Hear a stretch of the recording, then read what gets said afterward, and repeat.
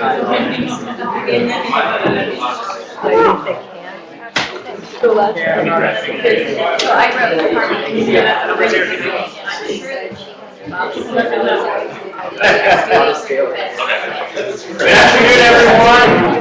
If I can get your attention, we are going to get started just to respect our time. My name is Adam Henry, and I am an assistant director and currently our interim director as well. I want to welcome all of you today to our summer 2014 faculty-directed orientation for faculty directors and support staff. It's really great to be with you. And all I'm going to do is this afternoon just welcome you. I think we've got a really great orientation for you with a few different panels and some great resources for you. And what I want to say is I know that leading these programs is a whole lot of work. We fully recognize that. And I want to say on behalf of all of us at the Study Abroad office here at ASU, thank you for all of your diligence and all of your commitment to these programs and to your students. Because here you are, kind of at the end of it, preparing to go. So we welcome you. I also want to highlight that, and I think for those who have been abroad with these programs, you're going to maybe nod your head. But when you go on these programs, you wear many different hats, right? You are not just the faculty director. You are the tour guide, and you're the parent, and you're the counselor, and you're the security officer, and it goes on and on and on. And so today, the purpose of today is really to prep you and provide you with useful and practical resources so that you are equipped and you feel more comfortable while you're abroad, engaged with your program and engaged with students. So that is the purpose of today, is that we provide you with some great knowledge so that you leave here feeling really ready to go. And so we've got some great panels that will be able to do that today. Let me just introduce and highlight the SAO staff that are with us today. If you don't know everyone, you probably do. But from left to right, we've got Dan Hart, our other assistant director, who will be sharing today, and we have Becca Nash, our business manager for the faculty-directed program. Then we have Luis Vega and Mandy Neidinger and Crystal Ostick. And those are three of our faculty-directed international coordinators, and then we have our international coordinator senior, Kyle Rausch, who will be kind of running it today and facilitating the time. So with that, I welcome you. Although it's 2 hours today, it's going to go really quick, good information, and I look forward to connecting with you. So thank you. All right, thank you, Adam. So we're going to get started because we have a lot to cover, and so right in front of you we have our agenda for today. So I'm going to talk very, very briefly on student orientations, both pre-departure and on-site, show you some resources that we have in your risk management account, so you know where to find those. We'll bring Dan Hart up just to briefly talk about the statement of responsibility that each of our faculty directors and support staff have signed, and kind of outline our emergency preparedness response booklet that should be in each of your folders today. Then we'll move to the meat of our presentation today with our limiting your liability / health and safety panel, and hopefully you'll get a lot of good details there. We'll briefly talk about our insurance policy so you know what you and your students have as far as coverage goes.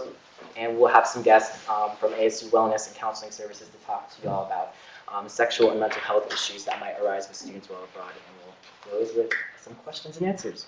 All right, so let's get started. So how many of you are familiar with the resources section of your risk management application? Great. Who does not know what a risk management application is? Even better. So I realize that our Studio Abroad system might not be the most intuitive for our faculty directors, so each of your coordinators are happy to help you find this information if you go back and you can't find it today. But what I have in front of you is basically an RM account for one of our faculty directors, and this is what I'm talking about today is our resources section, and you see we have several resources for you. This is the month where hopefully you have been doing pre-departure meetings with your students. And I just wanted to point out that we do actually have a very simple PowerPoint template for this, and I can call it up right now so you get a sense for what it's like. This is the one for on-site, but basically it just walks through the topics we would love for you to cover with your students in both your pre-departure meeting and then your on-site meeting. So if you do have any questions about what should be covered, or if you'd like for your coordinator to talk briefly about health and safety or financial aid, please do invite your coordinator to your pre-departure meeting, and they should be happy to do that. I wanted to make sure you're aware of that resource. With Study Abroad, we are always trying to encourage our faculty directors to implement what is considered best practices for short-term study abroad programs, encouraging your students to get outside the American bubble. So I very briefly wanted to highlight some resources that we'll make available to you so you can think through about maybe integrating some of these strategies into your syllabi for your courses. NAFSA is the kind of leading professional development organization for the field of education abroad. And this link, if I can call it up, has many resources specific to faculty-directed programs. So we will put this in your risk management account so that way you can access any number of these and maybe get some ideas about how to integrate cross-cultural competencies into your program. Let's see here. We also have the Forum for Education Abroad, which is the premier professional development organization specific to study abroad. So NAFSA does incorporate international student advising as well as study abroad, but the Forum is specific to education abroad. And they have released this document, which is considered the best practices for the field of short-term programming.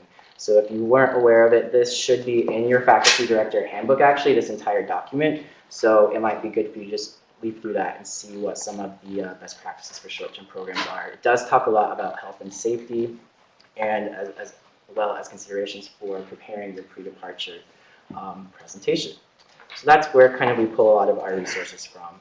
So I have to put a little personal plug in for betterabroad.org. I volunteer for an international education organization that kind of put this free website together. And it's another place to go for resources when designing your program and your courses.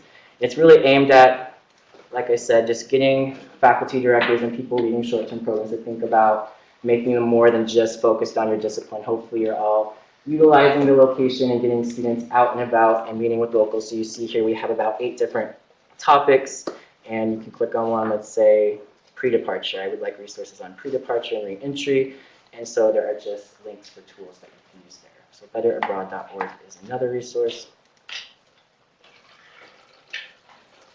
And finally, the last one, the University of Kentucky and Professor Anthony Ogden has put together a phenomenal resource called the Faculty Director Toolkit. And he has several things that you can implement directly into your syllabi for establishing global citizenship and cultural competencies. So take a look at this one too, and hopefully it will help you as you continue to prepare your syllabi for your courses. All right. So moving right along, I would love to invite Dan Hart, our Assistant Director, up to kind of talk to you about a statement of responsibility and our emergency preparedness book. So, Dan. All right. Thank you, Kyle. Hello, everyone. He's asked me not to do this, but he loses. Our colleague Adam Henry this week successfully defended his dissertation.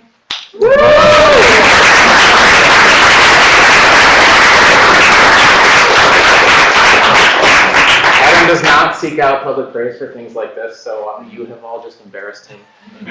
You're welcome. No, you did all the embarrassing. That's all right. We can deal with it. Okay, so I also will be brief because this part of the presentation is not why you are here, but I just want to use this as maybe a framework to help you think about why you're here today. This is a document that each of you has been asked to sign. Hopefully you've all done so. It's an electronic signature document within the RM application that Kyle showed you. This also plays to Adam's comments earlier that as study abroad program directors or support staff, you do many, many, many things. One of the purposes of this document is to try to quantify and clarify what those many things are. What are the expectations that we as an institution have of you as you care for your students, our students, while you're abroad.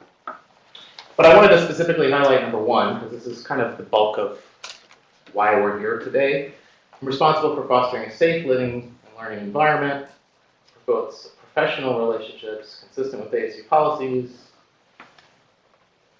and I'm required to attend the orientation. So congratulations. You are here and fulfilled that requirement. I don't think we mentioned this at the outset, but we are recording today's presentation. I don't know if you've noticed the microphones hanging about the room. So thank you all for being here, and for those of you watching at home, thank you for watching. This is all I really want to say about this. If you haven't signed this, if you don't remember if you've signed this, please go back in, log into the Study Abroad Office website, take a look. Please do read it carefully because this is basically the scope of what the institution expects of you, and it does put some parameters around things that you are liable for, responsible for, and maybe some things that you are not. So that's what I wanted to show you in that document. We can go back into our presentation here. The other thing that I wanted to spend just a minute on is this gold booklet in your folder. Many of you in the room have a version of this. This is a slightly updated version for 2014.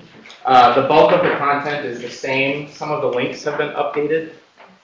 And I've added a new link at the bottom of the front page. It's actually sprinkled throughout. This is tinyurl.com/ASUabroad. This is a URL that you can type into your web browser on your smartphone, and it'll take you to a mobile-friendly interface for our website. It's not an app, but it functions like an app. It's not a complete web portal. It's not where your students will go to log in. So those of you who have access to view and interact with your students' applications, you can do so while you're abroad. This is something you can type on your phone, save it to your home screen. It's a lot easier to manipulate on an iPad or an Android phone or whatever than having to pinch and squeeze. So wanted to point that out. That's a new bell and whistle that we got from our software this year. I want you to become familiar with this document if you're not already. This is available to you both within your online risk management application in our system, and now I've given you also a hard copy. I would like you to take this with you. I don't expect you to have it fold it up in the back pocket. But for those who have had to use it, I think they found it to be very useful. And specifically what I want to point out, you open it up, it should open right at the staples for you.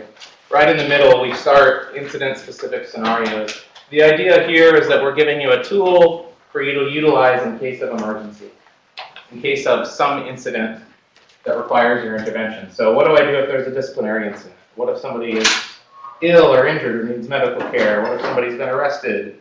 What if somebody's experiencing mental stress?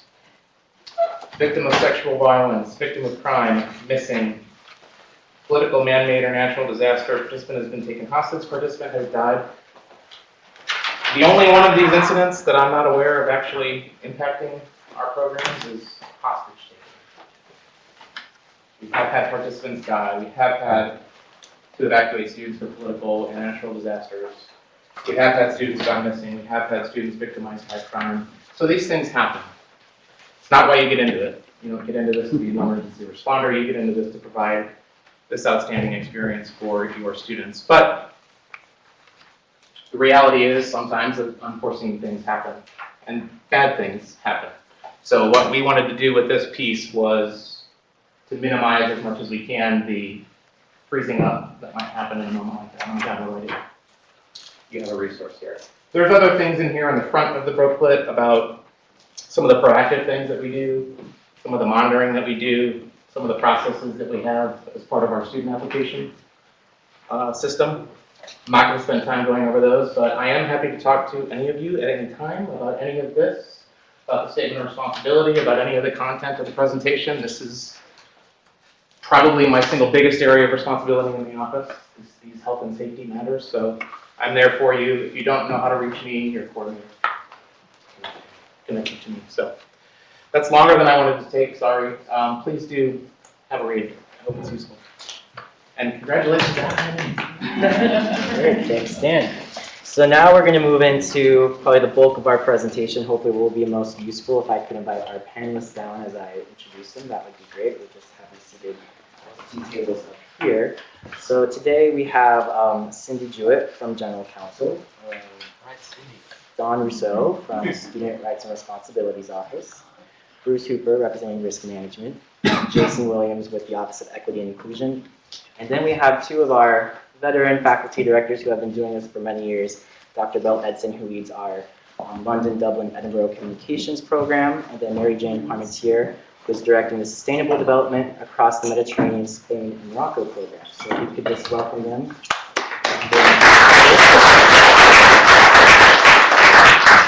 gone over the microphones, the theater, Broadway style. Bruce Hooper has offered to do a Careful. performance of Let It Go from Frozen. All right, so the setup of our panel today is we had met and talked about some questions that we thought we could just go from. So maybe I'll start with one of those questions, but I imagine from our April 4th session, we found out our faculty in the audience had several questions of their own that they wanted to get answered. So if that sounds good with our panelists, maybe we can start with, let's see here. Is alcohol a good topic to start with? Where is it? All right. If you don't want to cover anything else, yeah, that'll work fine. Well, specifically the question we looked at with alcohol. What do I need to know about alcohol use on the program? Can I forbid students from drinking during program activities? And what about in their rooms? What about faculty members' use of alcohol? So that can be where we start off. If anyone want to... Yeah, I'll go ahead. Sure. Hi, I'm Dawn Russo from Student Rights and Responsibilities.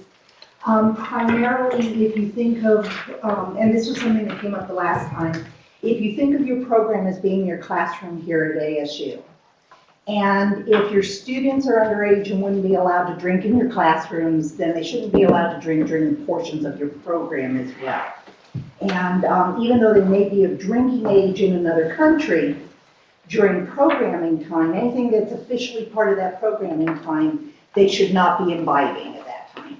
Anything that is designated as free time, it's my understanding, I wouldn't be involved if I were you, but, and if any of their behavior from their free time impacts upon the program the next day, then that's something that hopefully you've addressed with them as well. Well, Elaborate. there's so much more to say. Yeah. I'm Cindy Jewett from the Office of General Counsel. And importantly, you cannot use program funds to buy alcohol. That's against university policy. You should be very clear about where your program is, if it's in one country or multiple countries, what the applicable laws are. Not only for alcohol, but for drugs. Some countries may have laws that make this illegal behavior in the country. And when you orient your students, you need to be pretty clear on parameters. So as a faculty member, best rule is do not introduce alcohol into any program activity whatsoever. You do have some free time. If you're going to have alcohol, I'd be having it very moderately because you are, in essence, the camp director, and you may get the phone call that somebody's been injured or hurt or whatever.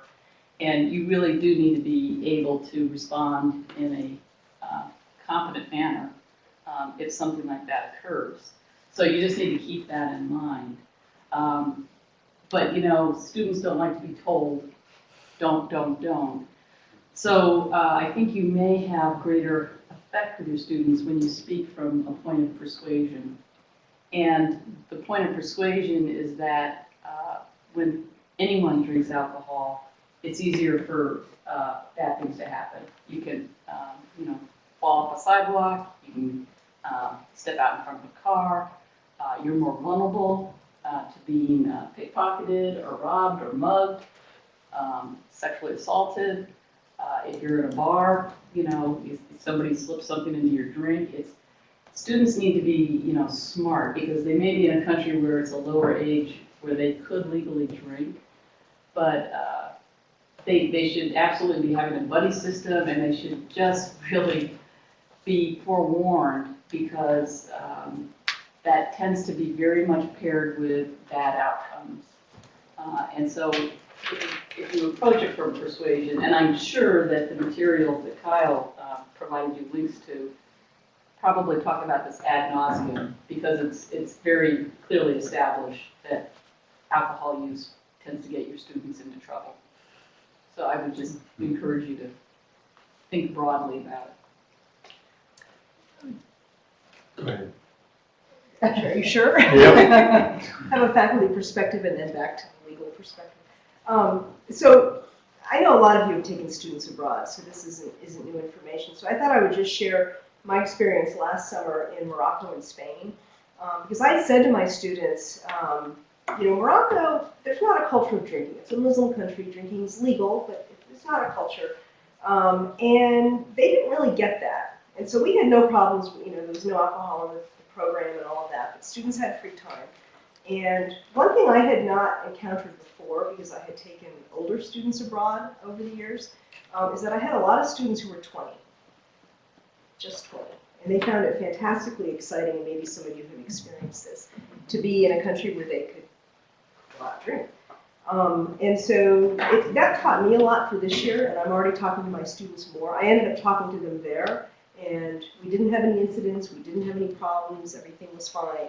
But I ended up on the ground having to speak to them and say, now you realize when you're going out to these clubs, you're not necessarily meeting the same kinds of people your age that you would in the United States because it's not the culture and so forth. So that's something that I learned last summer, particularly for Morocco. Spain was different. By the time we got to Spain, they were sort of settled down. And that felt very much like the United States. Well, I'll paint the nasty box around all of this. You've heard reference to in program, outside of program, free time, in program. I would make that very, very clear in your syllabus in relation to where the separation is. Because that also allows you to separate your liability, our liability, in relation to the student's activities.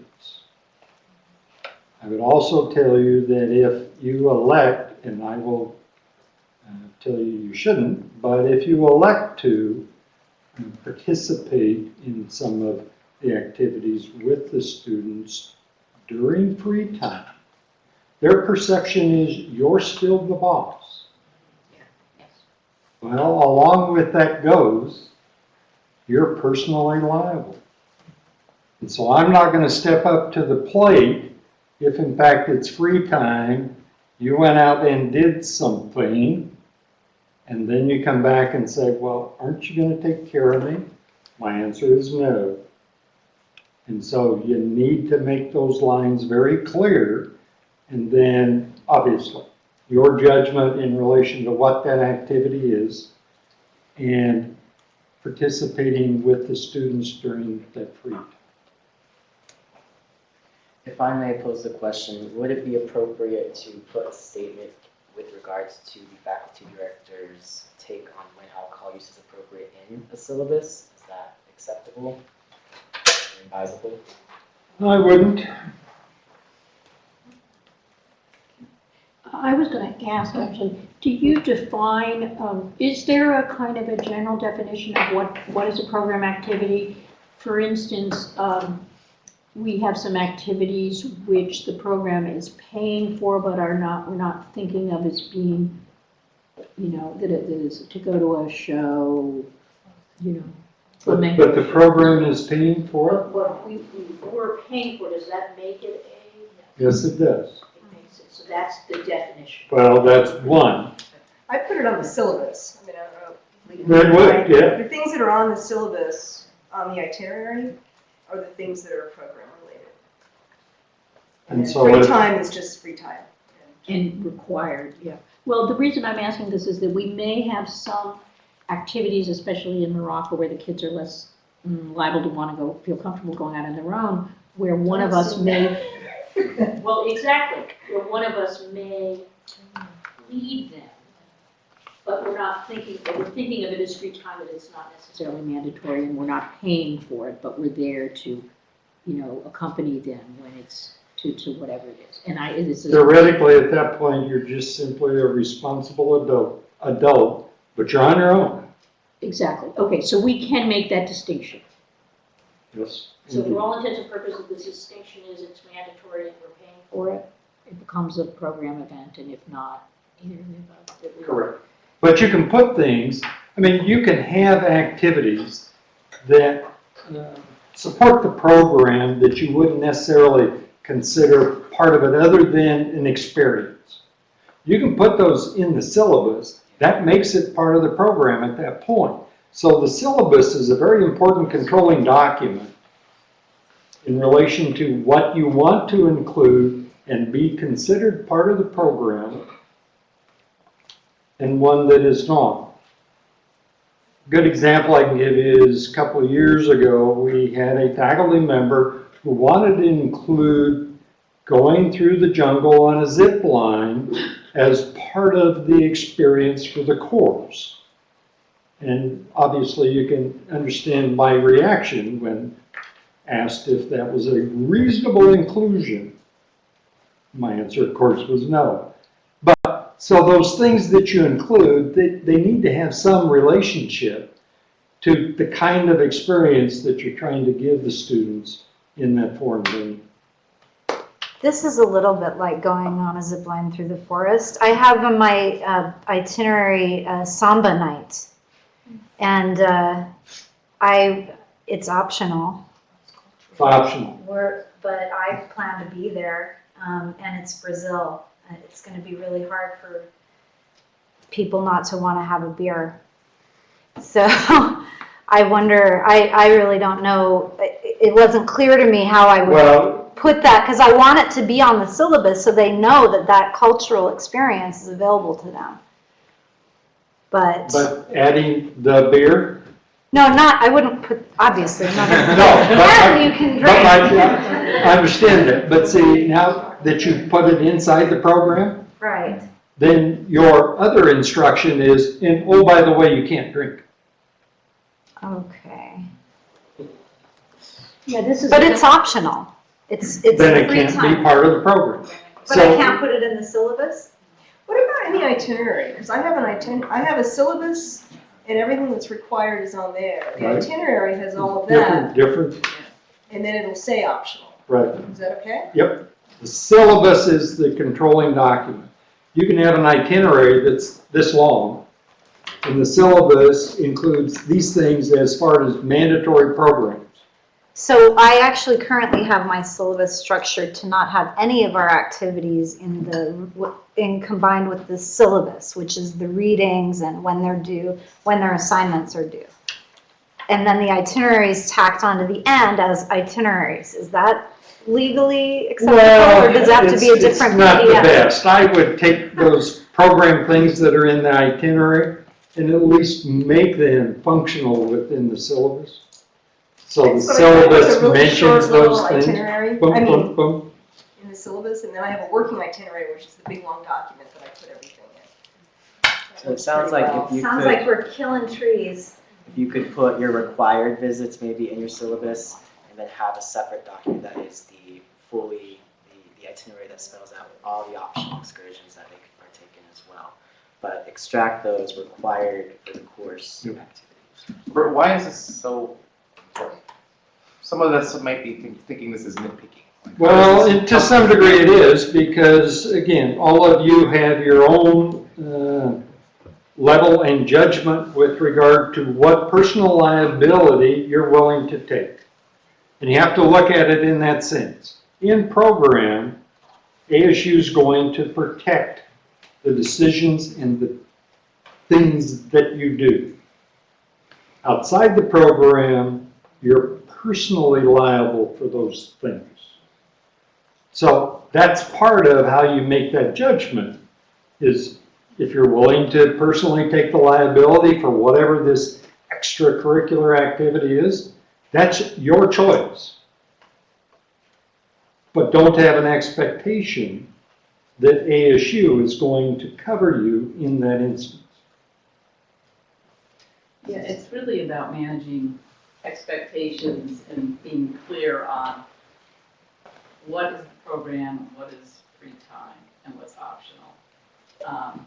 Because as I think someone up here noted, and Mary Jane noted, you know, it's a purely voluntary optional thing, it's free time, you happen to show up and your students are there, they're gonna think, well, this is a safe place to be, this is a safe activity because my professor's here.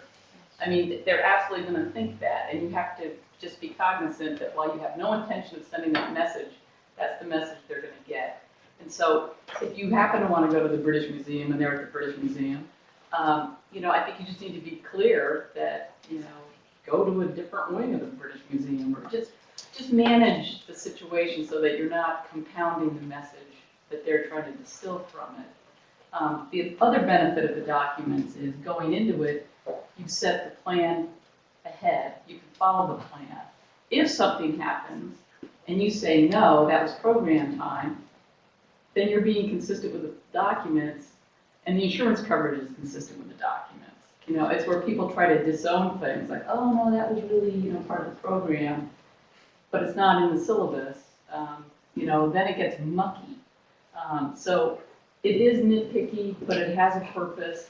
But the most crucial purpose is to really have clarity of understanding of what's within the program, what's outside of the program, so that you're communicating correctly with your students. Not to continue the nitpick, but I really just, I'm with the lady, going to see flamenco is not the same as zip drive, but effectively it's the same, where we're trying to do the right thing, which is to expose them, and we want to make it possible for them to go to something like this by paying for it, making part of the program, okay? It's clearly part of the larger culture, and yet clearly the opportunity to have a drink is there. So, on the one hand, it sounds like you're saying we shouldn't make this part of the program, and yet that's clearly not the right thing, because then that makes us liable for, and yet But one must not consume alcohol to watch samba. yes, So but, you can We'll help them dance. set that parameter. Just to be clear. To move it to this, Bruce always, I have been here for years, and you always manage to scare me to death. That's my job! I come ready to laugh at what you say, and I'm going like, oh.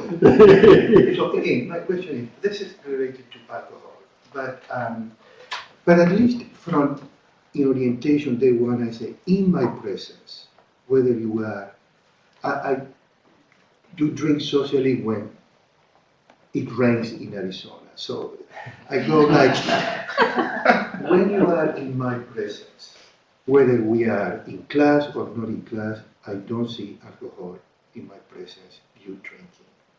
That is said from day one. But in my program, I will go to very healthy, clean cities in the sense that, Paris, Barcelona, and Switzerland, right? Basel, boring Basel. So, what I'm concerned is that most of the time, we were just speaking, Martha was with me in Paris last year, kind of training for their own adventure, is that I really like them to, if it's raining in Basel, we go to the Baylor Museum, then I organize a small lunch, soup or salad, water. That is not in my syllabi. I don't know whether my budget will allow me, but I like very much then as a group we are having a bite and a part of socializing, and you just speak about that exhibit and so on. At that point, the pizza, the anchovy in that pizza was bad, and my student fell sick. All of us fell sick. I have been doing this for many years, and we ate always very well. Salad, those things. What happened? So I'm responsible for, because it's not in the syllabi. I don't know whether that would happen. What is that? Because, oh, Bruce used it. Sure, all of those are.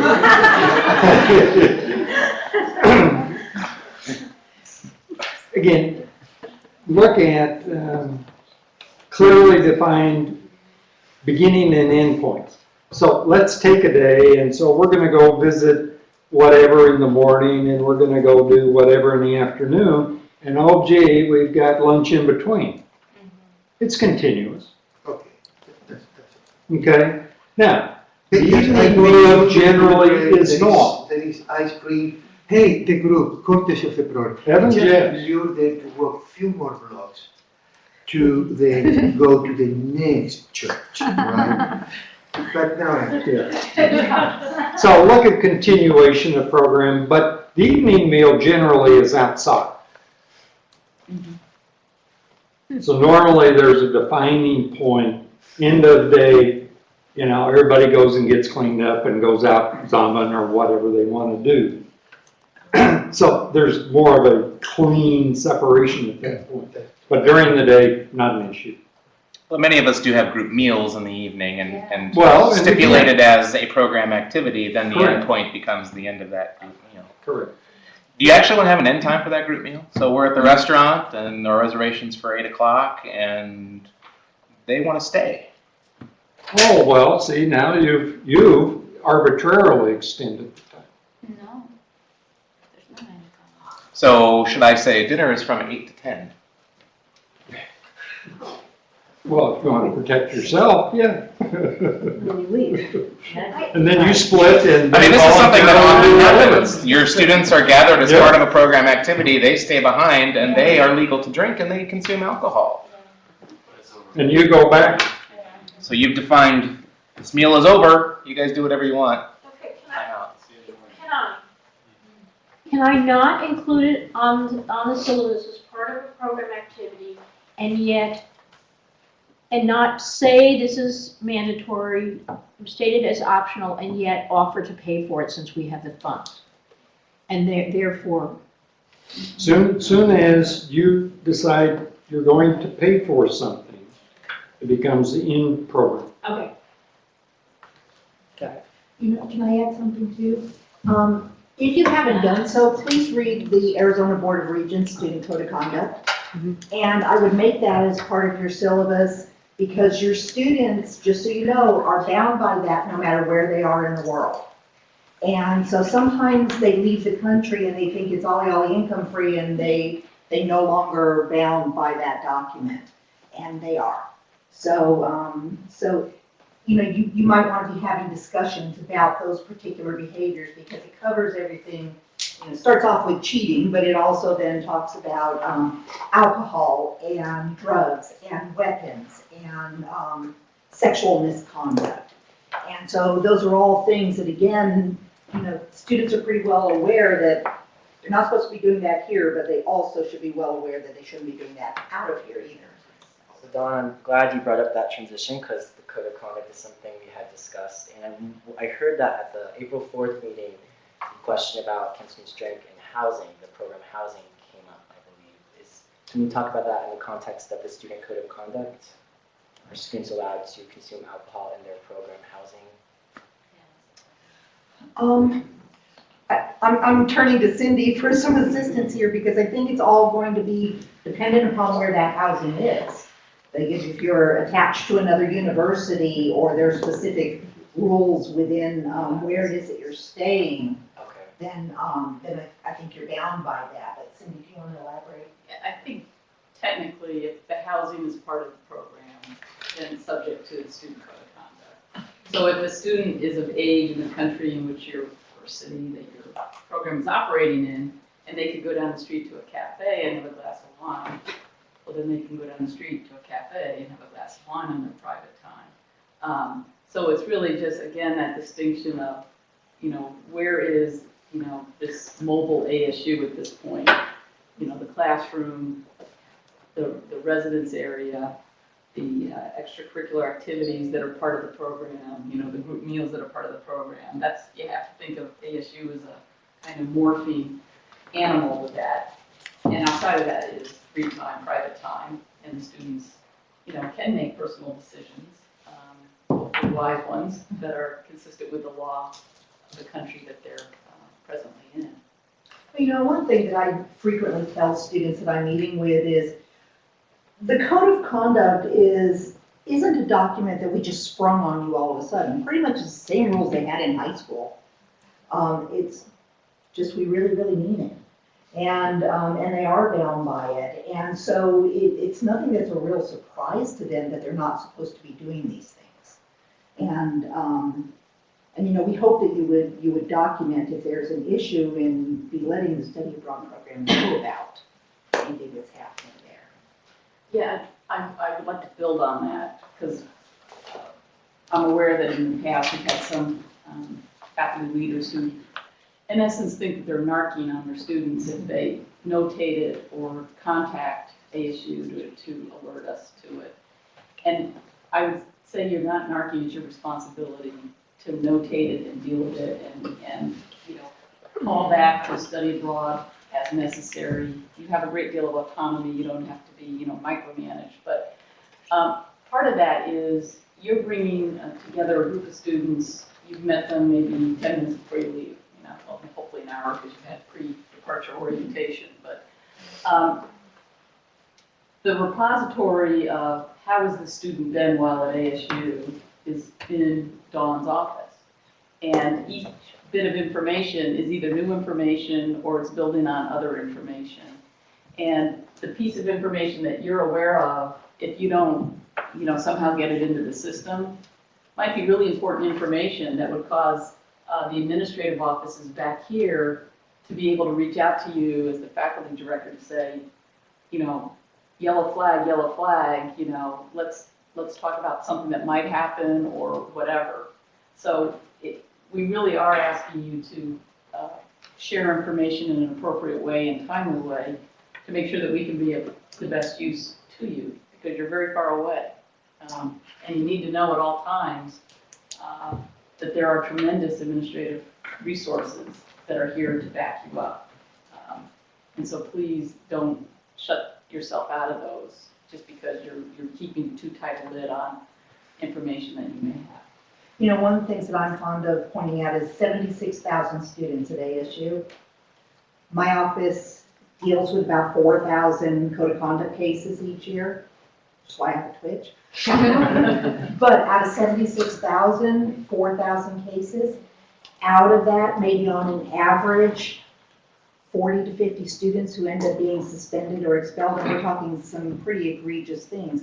So we're not kick a student out of school happy. The rest of those cases, we're taking that really holistic view of what do we need to do to help to support this student and put tools in their hands so that they can be successful here. And sometimes that takes looping in counseling, sometimes disabilities resources, sometimes a different course of action for study. There are a whole bunch of different things that can happen that help to support that student. I think that's what we're all in this business for. And that's part of the educational process as well. And so, so sometimes I think faculty are afraid to report things because they think it's going to be a student being kicked out of school right away, and that's far from the truth. So as part of this discussion, we're talking about reporting. I'd like to pose a question to perhaps Dan and our faculty directors. What sorts of things should faculty directors be reporting to the study abroad office, when and how? So Dan, if you want to start that one. Can I ask a question before that about this? So would you, I know there are confidentiality issues, but you wouldn't send a student who'd been disciplined for something severe with us without telling us, would you? Correct. As part of the process, and Dan can probably address this further, but as part of that, we're actually linked in with study abroad, and a conduct check is run through our office. And if there are any issues that have happened, then we are reporting that back to study abroad, and a decision is being made at that level. And normally, if it's a minor level deal, they have to provide a written statement to you, Dan. And Yes. So every student goes through this process. After they've been accepted to the program, Dawn's office, Student Rights and Responsibilities, is notified. They do a code of conduct check. If students do have a disciplinary record, they're given 2 additional requirements as part of their application. One is to answer these questions, which are what happened in your own words and why, despite these transgressions, are you still qualified to represent ASU, some version of that. And the other is a document that they sign saying, I certify that what I just wrote and that other thing is true, and I'll be on my best behavior. They do that, and 9.8 times out of 10, we're talking about a residence hall alcohol violation 3 years ago, and that's it. And noise, sometimes it's noise. Sometimes there's noise, sometimes there's marijuana paraphernalia. You'd be surprised how many people are in rooms where alcohol is present who are actually not drinking. It's amazing. None of them are actually drinking, they're just there. they just got there. They just got, unbeknownst to me. Yeah. Well, It's interesting to see how they spell that word too, by the way. in 9 cases out of 10, I'm reviewing this information, we've scared the students, they know that they need to be on alert, and we clear them to move forward. It's a very rare case where I will reach out to you and say, hey, we've got a pattern of concerning behavior here that we should talk about. Do we want to sit down and have a conversation with this student? What do we want to do? Do we want to give them a warning now? You know, this happens often, but we're talking maybe a handful of students each year. Those are the only ones that I'm going to proactively reach out to connect with you on. However, all of the information that we get from the Office of Student Rights and Responsibilities is collected within the student's application. So if you have access to view your student's applications, you can view those disciplinary record details as well as the student's response to that. And we can help you interpret that. Those are things that you can spit out into a report so you can see it all in one shot if you'd like. So you will have students on your program who have had previous disciplinary issues, but we, in consultation with Student Rights and Responsibilities, have determined that they paid their time, they're in good standing, we're not going to put up any more roadblocks. So you can see it, you'll know about the problematic cases, you certainly won't know, you won't hear directly from us about the vast majority of those students. Like I said, it's really almost always either marijuana paraphernalia, or presence of alcohol / minor in consumption, some version of that. I get concerned when I see pattern, 3, 4, 1 that just happened last month. If there's physical violence of any kind, I get concerned. But most of these are very much routine.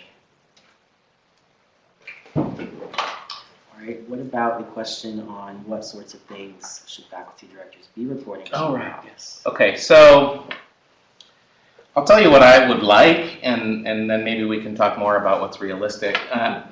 You know, it's very helpful for the study abroad office to be in the know when things go wrong. So if somebody has to go to the doctor because they have a cold, do I need to know about that? Not necessarily. Is it harmful for you to tell me that? No. What happens if it becomes worse? Or I get a call from mom, my daughter's in the hospital, what's going on? I don't have any idea. That doesn't engender much confidence in that parent or in that family. So I think it's helpful for the institution to know when anything like that happens. If there's a disciplinary issue that you need to intervene and correct or take action on, if somebody needs medical care, if any one of those incidents that are articulated in the emergency guide occur, it's helpful for us to know that. Something that may seem very minor, and why in the world would I report this to Big Brother, could be a really important piece of information. It could be the foundation for this sequential series of problematic things that happen. And I don't want the phone call after the students jumped off the balcony. It would be better to know that, yeah, he was doing all these weird things 3 weeks ago. We could have intervened perhaps, and we could have gotten that student some treatment. So my feeling is, if it feels like something that ASU might need to know about at some point, please let us know. That doesn't have to be formal. There are online incident reports inside your risk management application. There's also, I don't remember if it's Word document or PDF document, so you can print out a bunch of them. You can also pick up the phone and call us. You can also email us. It doesn't have to be a formal report. It can be a 2-line blurb, and if I get that and I think somebody else might need to help you, or we might need to learn a little bit more, I can probe a little bit more. But my position is better safe than not. Now, is every disciplinary incident worthy of a report? Maybe faculty members who have done this might shed some light on that. Feel free to disagree with me, please. I would just say, and you're in a different location. I mean, you're more in a city. So on my program and programs that I've run in the past, there's lots of traveling and poor internet access. So actually, reporting things is sometimes enormously difficult. And some of you in the rainforest, you'll be in situations. But I think at least recording it so that you as the faculty director have a record. The student went to the doctor because she had a cold. I had a student in Dubai the first day that had a strep throat, went to the doctor, came back, and gave her some tea. We sat and talked. It didn't even occur to me, actually, to tell you this. But when you say it that way, it makes sense. that, yes, things can escalate. So I guess I would, for myself, would say that I like to write things down, so I keep a record, and then if there's a pattern, or when I get a chance, to do an incident report or email. But picking up the phone isn't always possible. I want to add in there too about, please don't ever promise a student that you'll keep something confidential. Where we see this become a real problem is if someone comes to you and wants to report something of a sexual nature, whether it's that they feel that they've been sexually harassed or where there's been sexual misconduct, and you can't keep that kind of a promise. That information has to come forward, and then I think the worst thing you could do if somebody does bring a complaint of sexual harassment or some other type of harassment to you is to not do anything with it. I think, as Cindy mentioned, you have a wealth of resources back here. In those cases, you need to reach out to those resources and visit them, and don't feel like you have to take on the responsibility of addressing that situation yourself. That's probably the worst possible outcome you could actually do. right, and that's the best time to start reaching out to the resources that you have available to you, because we're also, all of us are bound by Title IX, that specifically has rules in reference to how we need to proceed when there are issues of sexual harassment, of sexual misconduct. And so that's why, please don't keep it a secret. Please don't tell a student that you will, because you want them to be able to tell you what you need to know so that you can make sure that there's a safe environment for everyone involved.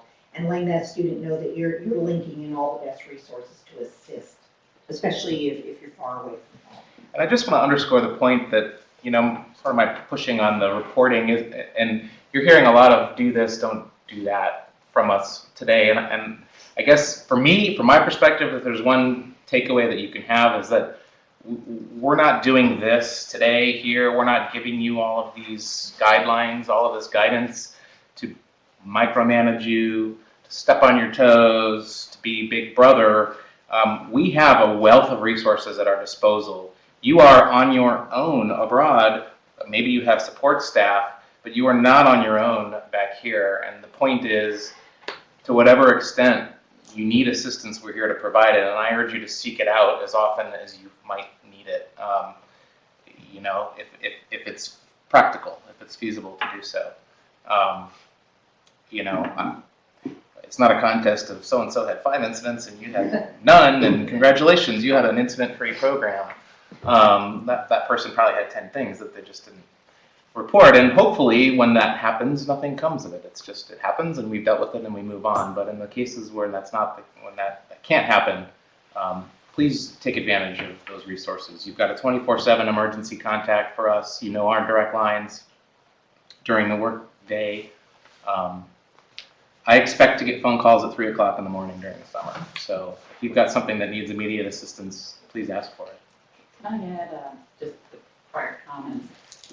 If a student were to come to you with a concern and ask for confidentiality, you can't, but you certainly can tell the student that you will make every effort to handle that information as discreetly and privately as possible, because of course you will. You want the student to feel safe coming to you. We will at this end handle it as privately and discreetly as we can. That is our normal practice. But law requires us to look into matters once someone is on notice, and as faculty director, once you're on notice, the institution is on notice, so we must do something.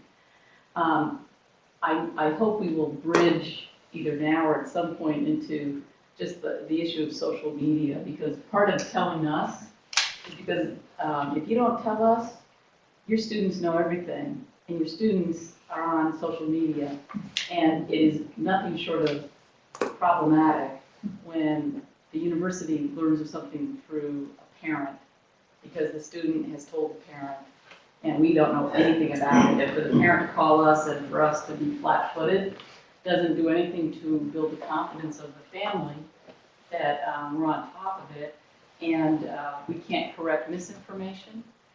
So we're starting way behind the curve at that point.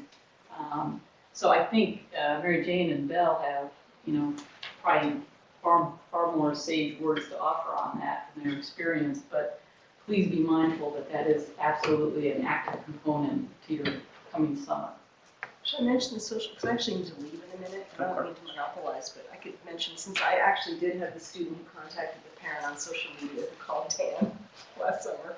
But actually, I'm sort of in a quandary about what I would have done differently, so I guess I'll just say what happened. So I'm in the northern city of Morocco, Fez, and students are instructed they have a few hours of free time, we meet back at this gate.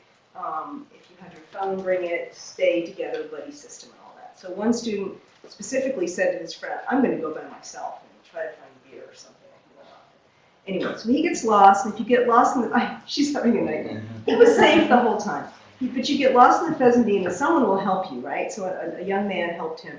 And so what does he think to do, which I guess is pretty resourceful. He goes on to the Moroccan guy's Facebook smartphone. He gets onto Facebook, and he messages his mother. So his mother calls Dan.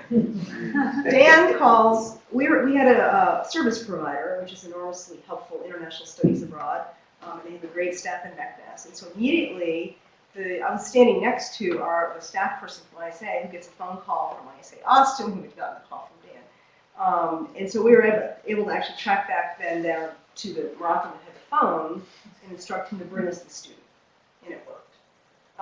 And so I guess my takeaway is to tell students, to be careful about what they put on social media. That's one thing, because you don't want parents finding out about something if you don't know about it or to study. But in this case, it ended up helping the student, right? Yeah. And us, we had to find him in the Fez Medina. We weren't going to leave Fez until we found him. No, that's It's walls. It's a much more desirable outcome than the 5 other people who might have put on Facebook, so-and-so's missing, Yes. and mom is friends Yes, with. yeah, and that's the caution I want to give this year. That's what I want to say is, and also discretion about pictures, photos. And I don't know of anything that happened, but it just sort of occurred to me that, boy, students post all kinds But of the stuff. other side. Somebody put a throwback of the coin- Thursday photo of you. The other side of the coin is that sometimes it happened to me. A female student was not feeling well. She contacted her mother to inquire about this, and I gave in advance my cell phone that I take with me, and her mother texted me one morning. It took me a while to realize what was going on. Who were the women telling me that someone such is sick? So then through the roommate, I learned that indeed she's sick. But I learned from her mother that during the night they were communicating. So social media sometimes help you to learn something from, and I did not call you to tell you that. I think she went through it. I think it's also good to point out, that was pointed out our last orientation, is that if you're using Facebook as a platform for communication with your students, it was advised that you have a different account than maybe your personal account. It was highlighted that they don't need to be seeing pictures of things you've done in the past or whatever that means, but that it's a separate account that's used for kind of this professional purpose and reason. And I had a student just recently tell me, or ask me how I could possibly be in his business since his Facebook page was private. And then I questioned him about the 3,000 followers he has and friends on his Facebook. Nothing is private. I don't care how much you click it that it's private, it's not private. So if you don't want it on the 6 o'clock news, just be careful what's being posted. So, and students it's one of the things we speak frequently to students about is the use of social media, because if they're upset with someone, sometimes on that Facebook page, they'll say, yeah, step out here and I'll kill you. We would have to react to that. So, so again, you might want to have that conversation about the appropriate use of those social networking sites. So perhaps we could transition to the topic of our faculty's responsibilities with students who might come on the program with certain disabilities. And so specifically we have the question, what does ASU expect of me if there is a student with disabilities that requires accommodation abroad? And I know Dan will be able to talk about what we're doing on our end to preempt that at some point. So what is ASU's expectations of students with disabilities going on these programs? Well, I'll take the lead on that. We hope our programs will be open to all of our students. Some programs are more flexible in terms of dealing with particularly accessibility issues, mobility issues. Some are not. Our law does not apply overseas, but by contract and by our materials, we can end up biting off more of that than we want. So our goal is to try to get information up front from students so that we can address issues beforehand, and we can try to identify problem points. We want to basically determine, can the student derive the benefit of the course with or without accommodation? And if they can, great. That doesn't mean that they get to go on every optional trip. It may mean that there are some deviations along the way, but if those are, relatively minor and they can derive the benefit of the trip, then, they go. If it is really not possible for them to participate in the activities, let's say it's an architectural course and you're in London and you're looking at buildings and you're traveling roads and there are no elevators, the road is cobblestone, there's no free access along the way. There are just certain things that can't be resolved. If that's the case, our goal is to let the student know that at the front end so that we can look to see, do we have another program that would be far more suitable, because we do want our students to take advantage of these opportunities. We're pretty grooved on the mobility issues. I think the issue becomes, sometimes we have students going that have mental health disabilities, and that should occur with a student in one of your programs. You will probably have students that have psychological disabilities. Many of them are on prescribed medication, counseling, and they're totally fine. You may not even know. And that happens all the time. Occasionally we have students who stop taking their meds. If that happens, you'll probably know. And if that happens, you need to get on the phone immediately to rely on the resources here. That this is not something you should just troubleshoot as the faculty director. Because the goal will be to see, is this manageable or not? If it's manageable, we'll try to manage through it. If it's not manageable, we'll make that call.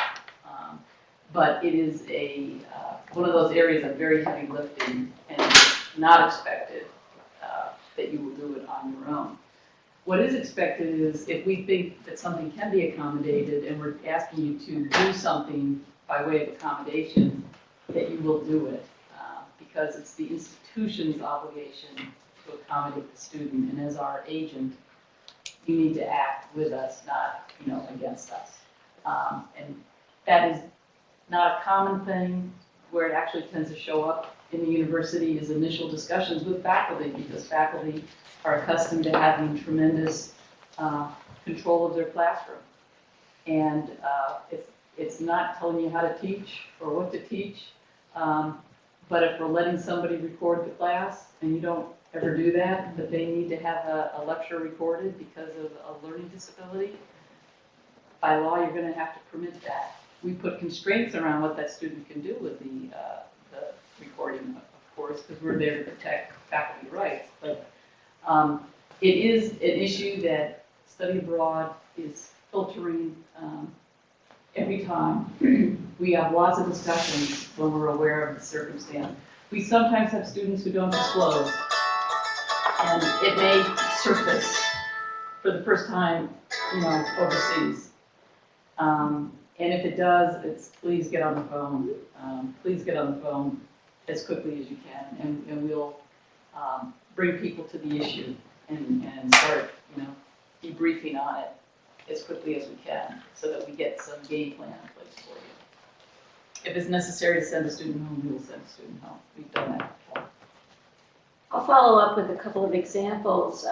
My particular trip goes to London, Dublin, and Edinburgh, so I'm not exactly out in the jungles anywhere. But I did have a student 3 years ago who wanted to come on my trip who was in a wheelchair. And those cities, in particular London, for as lovely as London is not terribly accessible. It is accessible, maybe 60% of the time. And we had long discussions with her before we left. And she, I have to say that other than we asked her to buy a seatbelt for her wheelchair so that she would buckle herself in when we were on, roadways that were uneven, etc. And she did that, and other than one place in Dublin, which was a 18th century sailing ship, and we could get her up onto the deck, but we could not get her down below, and neither did, I didn't want her to go down below, but they also didn't want her to go down below. But outside of that, we were able to accommodate and get her everywhere. Sometimes, she wasn't able to use the tube system in London because there were stairs or steps or a moving sidewalk, and so we would send her via a cab. So that particular year, we had a little bit more expense with regards to taxi rides for her specifically, and we would always send one of our faculty members with her so that, he or she knew where we were going, and so we would all get there at about approximately the same time. On the other side of that, as another example of what Cindy's talking about, I had a student come, I think it was the same trip, actually, a young man come along on the trip who told me once we got to London that he was suffering, that he had a really bad social anxiety disease, and that British people. yeah, and that he had not brought his medication with him. And I said, "Why on earth would you not bring your medication?" And his response was, "Well, I don't usually need it." I said, "I understand in Tempe why you don't need it, but really you're not in Tempe, you're in London." And he said, "I know, I didn't think it would be that different, but it's really different, and I think that I need to get some of my medication." So our partners in London actually were absolutely stunning, and they were able to, working through his doctor here in the United States, were able to get a prescription that could be filled there so that he didn't have to wait for a couple of days for his medication to actually get to him. But the accommodation that we made for him, because it really became apparent fairly quickly that he really could not stay in a room with another person. His anxiety was so high, even on his meds, that he needed to have a single room.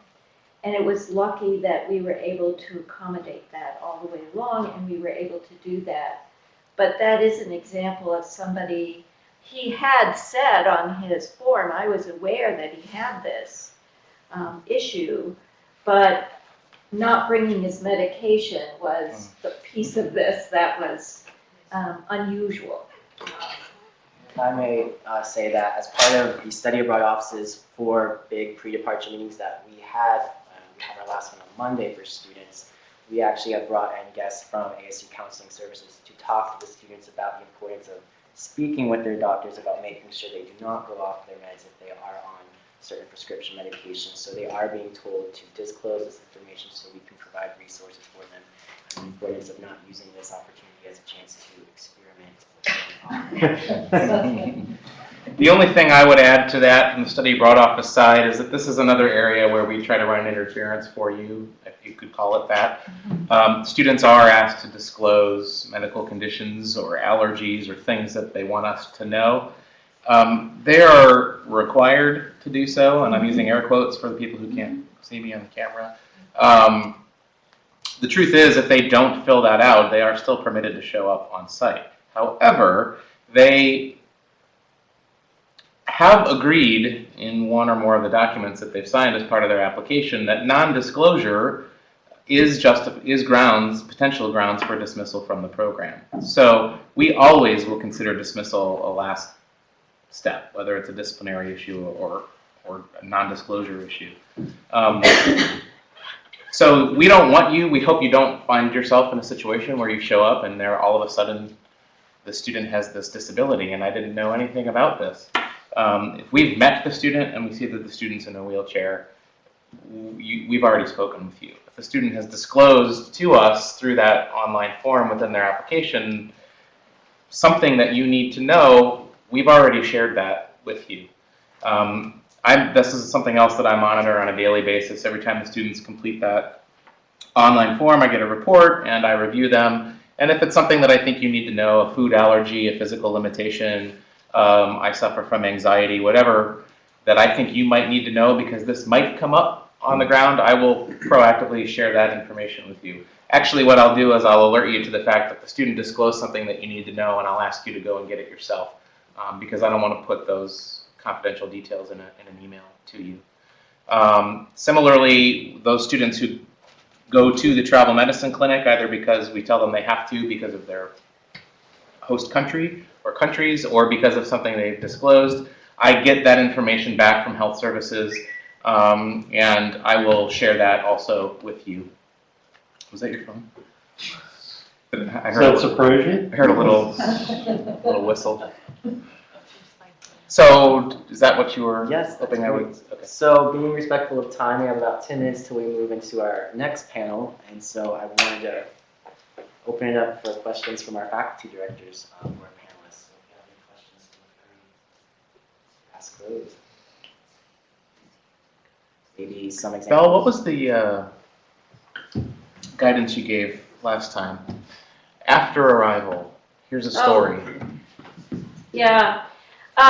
Again, a couple of years ago, this was a really bad year, apparently. But, notice how I blocked it. But she's still doing it. Yeah. But a couple of years ago, I had 2 young women, and they went out one evening off the program, you know. They went out one evening in London to a club, and they got smashingly drunk. But the problem is that they left each other. And so they ended up on different floors, and one of them was being carried out of the club about 3 o'clock in the morning by some strange man. And 2 of my students that just happened to also be there that evening saw this incident and said to the security guards, you know, we don't know who the guy is, but this woman is in our program and should not be with him. And he insisted that in fact she was his girlfriend, and the security guards didn't know who to believe, so they took her, because she was passed out, they took her from the guy and my students actually into a back office where they discovered that she was actually in respiratory distress. So they called the ambulance, and she was taken to the hospital and was put on a respirator actually because she'd been given a date rape drug that had stopped her diaphragm from actually working. I tell you that story primarily because I now tell that story to my students, not here, but when we actually get to London. And the reason that I do that, and this is why Dan asked me to say that, is that here they're in an environment that they're very aware of, they're in an environment that they're very comfortable with, and they're in an environment that is surrounding with friends and colleagues and, you know, intimately all the things that they know, etc. But there, even though it's the first, you know, 24 hours that we're in the place that we're going to be for a few weeks, they feel quite uncomfortable, quite in a new place, and it makes a tremendous lot more of an impact on them, and they hear it very clearly. And so last year, after I repeated the story to them and said, therefore, here are the things that we will all be doing, which is being buddies, always going someplace with other people, never separating from others. You know, if you go out with 4 people, you come home with 4 people. I don't care how much you've just fallen in love with. You know, someone that you know is your soulmate, you come home. And that those are the, you know, and I set out a whole series of then kinds of rules, regulations, ways of being that we're going to enact as a group. And apparently it's been very successful. My group last year told me that I'd scared them to death so that they would. Took all the fun out of it. Yeah, I know. They went everywhere together as a group of 27 people, and they discovered after a while that was too big of a group. So they split into smaller groups, but it worked. It worked, and I think that there is, and we all know this. I think as teachers, there's a time and a place where you can say something that will really make an impact. And here, it doesn't carry nearly the kind of importance it does as when you get to wherever it is that you're going. And it has, you know, become, I think, a really important sort of message to craft for the students that deals with a lot of the things that we've been talking about today. And it's the place where I do the discussion about drinking, about behaviors, about staying together, about, you know, the ways in which they represent ASU, as well as themselves, as well as our program, etc. Thank you.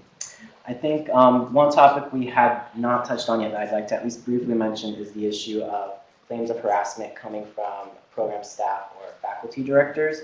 And so perhaps, Jason, this might be a good area for you to briefly comment on. In the past meeting, we heard one faculty had said in their syllabus that if you need to meet with me to discuss something, it happens in a public space, such as the hotel lobby or something, rather than you coming to my room. Is that indeed something that faculty directors should establish? Yeah, well, I think you want it to be a place where they can feel like they can talk to you, but, you know, I definitely would advise against them coming to your room. You know, so it's a matter of, you know, giving them somewhere where, you know, maybe you're talking away from the prying ears of other people. But, you know, it's also not a place where you're putting yourself in a compromising position. So, I mean, ultimately, you're going to have to use your best judgment as far as what may fit that type of place. But, you know, definitely don't want to place yourself into a compromising position, you know, when receiving those types of complaints. Also, as we discussed earlier, it's a matter of when you receive a complaint, you know, knowing from a matter of confidentiality, you know, what your role is there, not communicating that complaint to other people who may not have a need to know about the complaint. But at the same time, making sure that, you know, the study abroad office is looped in, you know, quickly, you know, once a complaint is communicated, and that way study abroad can also bring together the other resources here at the university to become involved. So I would just like to applaud our panelists for being here. This is the second meeting we've asked them to come to, so thank you so much for your time.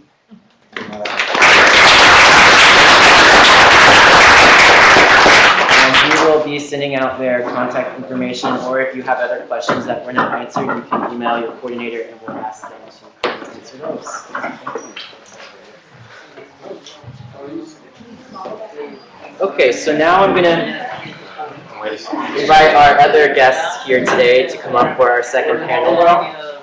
That will wrap us up. And we're going to shift to talk about sexual and mental health issues while abroad. So I'm going to invite Dr. Amy Wasserbauer from Counseling Services, Dr. Joel Hutchinson from ASU Wellness, and then Dan Hart will round out our panel as our Assistant Director who deals with a lot of these incidents. So we'll give it some time.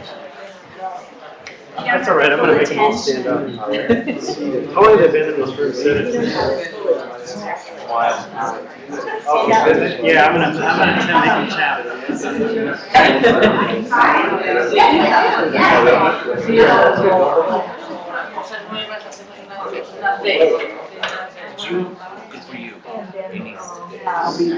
I'm afraid it might be paid for, that's the problem. Well, then, the time. Yeah. But also like. Or encouraging. Hey, let's do a shot. Yeah.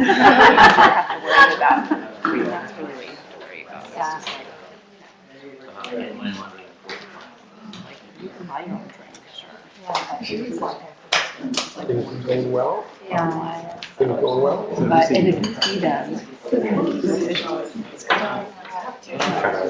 brought them up ahead of time, you know? Yeah. Yeah. Okay.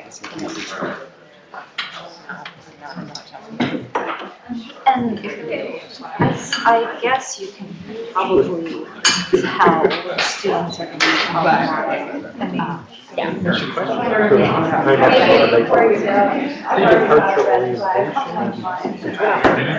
Yeah. Our trip's not leaving until July. Of course. Yeah. Probably need to meet higher schooling because there's some students will be going home. There's some why we're here, but. Yes, that's for you. So we really should meet for three departments. Make sure that all those folks back there get a mark.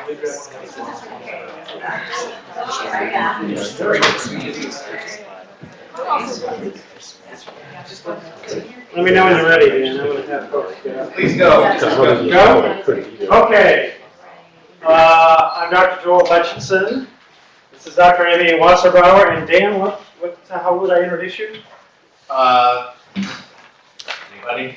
Senator from Minnesota. Senator from Minnesota. If you could all set whatever you have in your hands aside, I'm going to ask you to stand up. Somebody who's been doing the research.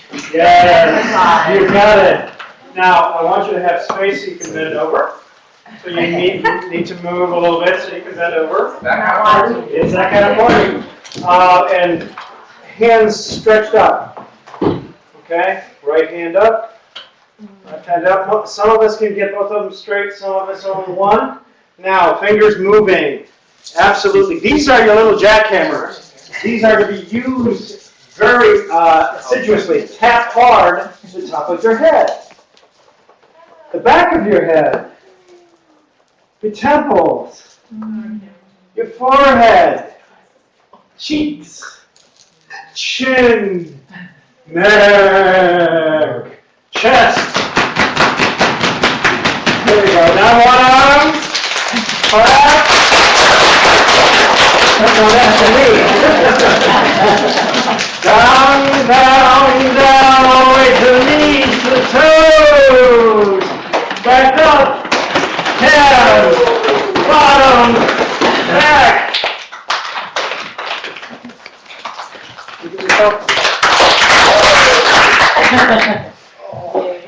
Anyone know who called out the research? Can you say what the research is? That adults are not able to maintain any sort of attention for more than 45 minutes, meaning that most of us just miss the last 45. That's right.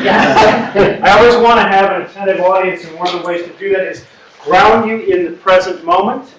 The way to ground you in the present moment is to ground you in your body. That's what we were just doing. So Dan, are you up? Kyle's up. Kyle? Well, Kyle's from Oh. Why don't we start by just introducing yourselves, the offices that you come from, and the services that you provide in those offices. And then Kyle will lead us in some Q&A. As I mentioned, I'm Dr. Joel Hutchinson. I'm a licensed psychologist, but presently I'm functioning as the Associate Director of ASU Wellness. I'm Dr. Amy Wasserbauer. I'm a licensed psychologist, and I'm one of the clinical leads for the Counseling Center for Counseling Services. And our services are to help support students to be successful here at ASU. And with that, every faculty and staff member hopefully is hearing more about what we do and the resources we want to provide to support you in being aware of students who are distressed, who are in trouble, who are struggling emotionally. And we literally have a counselor on duty every day, 8 to 5, and a staff person can call. There's always someone available to talk to if you have concerns, needs. We do the first session is a 30-minute free assessment, and then we go from there. And we really work to help that student be successful and to help you not have to carry all the stress. So that's one of our reasons for being a part of this, is to even while you're abroad, get some basic tools and resources to help you so you don't have to carry it all. Amy's office is a one-on-one office. In other words, students can make appointments to see somebody one-on-one. My office doesn't have that at all. We are on the preventive side of mental health and other health issues. So we do things like social norming campaigns where we let students know that, you know what, the number of students who binge drink at our university is lower than the national average. That expectation changes their understanding of what they're going to do on the weekend.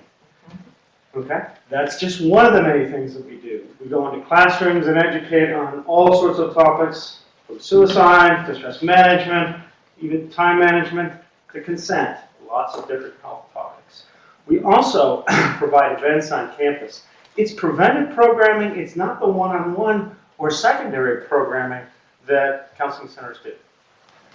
All right, and a big reason why we're including this panel this year is because in the field of education abroad, we've really seen a rise in instances of mental health crises that do happen when students go abroad, even on short-term programs, and instances of sexual assault. And so a good example is I was at the Forum for Education Abroad's conference 2 weeks ago, and it seems like every other session somewhat touched on these topics. So across the nation, schools are dealing with these instances. And I've asked Dan to be on the panel because every year he does get some calls about some things that happen on the program. So similar to the panel we just had when we got together preparing for the session, we had some questions that we thought we could start. But certainly, if you have past experiences or questions that you would like to get addressed, we're happy to entertain those as well. So the first question I'd like to pose to the panel: what should I do if I suspect one of my students is experiencing distress while in the program, or if a student discloses to me that they're experiencing a mental health crisis? So I'll jump in on that one and basically talk to them. I highly recommend continue the conversation. Hopefully you've done your meetings here or you'll be finishing up with your preparatory meetings. Talk to them, build relationship with them, and do not be afraid to ask specific questions. Are you depressed? Are you anxious? Are you sleeping a lot? Are you sleeping at all? Are you eating? Are you suicidal? Do you have an intent or a plan? All of those questions are necessary and important, and you need to trust your gut. Don't be afraid to go to them. If you ask, are you suicidal? It does not make them suicidal. Students will be honest. It's pretty interesting how honest they are. And once you talk with them and hear exactly what's going on, then you can come up with a game plan. And you can then decide, do we need to get Dan involved? Do we need to get the university? Do we need to call our insurance company and get them into counseling here where we're located? If they say nothing's wrong, because some will, I'm fine, freaked out, insecure, neurotic, and emotional. Don't ever let a student tell you they're fine. If you suspect a problem, then share your fear and your concern. Again, be very honest with them. Here are the specific behaviors I've observed. You've come to class late every day this week for, what is going on. I'm worried about you. And let them know about the exact behaviors that you're worried about, and then you have to make a decision. If they don't respond, then you may need more help and support if there's something critical. So that would be a first step. Two primary reasons why folks in your position often don't delve into this area of distress. One is that they don't trust their gut. They pass it off. Always trust your gut and act from it, ask from it. Okay. The other is the sense that in asking, they'll take on the responsibility of a full-blown psychotherapist. That's not the case. You're gathering preliminary information to help connect this person up with the resources that they need. So don't think that you're going to be the therapist. You're going to be the person who's going to assist with resource management. You're the information getter. Yes. And the record keeper, so definitely keep records. If you know, there's a format you all have, correct? Yes. On keeping records, everything, just document it, so you've got it, so then if you have to call the university, you know what, day one, here's what time they came in, here's what they smelled like, here's what happened, they didn't show up one day. Keep a clear record, even if it's a sentence, so you're gonna have a lot going on, you're in your own cultural challenges and adapting to a new place, a new role, so give yourselves that time and document everything. And then after this, we'll be talking about our insurance policy with HTH and what it does include. And just know that counseling services in the host country is something that can be provided for. That's a very important piece because much of what you will deliver is Dan's information. That once you get enough information to think, okay, I need a professional involved, then Dan's information becomes extremely important. And you have to have it at your fingertips. It has to be timely, and you have to be ready to deliver it. Can I ask about signs of distress? So I hear often about, well, so-and-so showed up to the bus this morning reeking of alcohol. I talked to him, it seems to be fine. And then it happens again. Or so-and-so is late for class. Or what other things might folks be on the lookout for that might be a sign of some kind of distress? I mean, smelling of alcohol is a huge one, but if they're drinking certain alcohols, they won't smell of it. So you don't even get that cue. Puffy eyes, red eyes, puffy eyes, swollen faces. If they're purging, you'll see suddenly, some real mega swollen faces.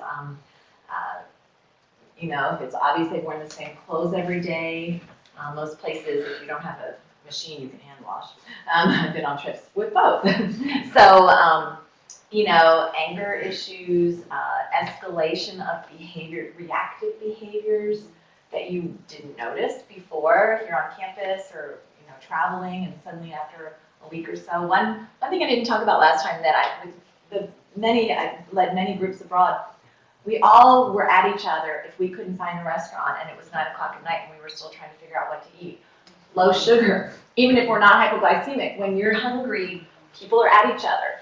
That's a simple thing, but our team usually had the hardest time getting along when we were hungry. And we all finally realized it. We're like, we are so grumpy with each other. What's the deal? It's like, we need to just plan dinner sooner, even if it's Europe. Or wherever we are, we need to eat or get snacks during the day. That's one thing, but it's really important to just look for change. Yeah, and that word I can't underscore more than enough. It's the change in behavior. If somebody's slovenly all the way through, you're not going to notice it. But if somebody who's meticulous, well-groomed, suddenly becomes really unkempt and slovenly, has lost interest in things that they found important beforehand, doesn't seem to care at all about their academics or whatever else was important, that change is something that will alert you. And it could be funny things. I'm interrupting just for a moment. Okay. I have a postdoc I'm supervising, and we just met before this meeting, and we were just a few minutes into our meeting, and she had one thing of eyeliner on one eye and not on the other. So it was obvious to me she had either been rubbing her eyes or crying. And I finally had to say, what's going on? Just from the eyeliner, I knew something was happening. And it was not her. It was not normal. And so then we talked about some stress that she was under today, and she fixed her eyeliner. See, I wouldn't have picked that up. But it was like, you're But I ask because I think it's more important in this context than perhaps in your normal day-to-day context. Yeah. To be aware of these things because this isn't you say goodbye at the end of the 50-minute class or hour and a half class and then you see them in 2 days' time. The other area that is particularly difficult when you're overseas is you have somebody who starts to move into a psychotic process.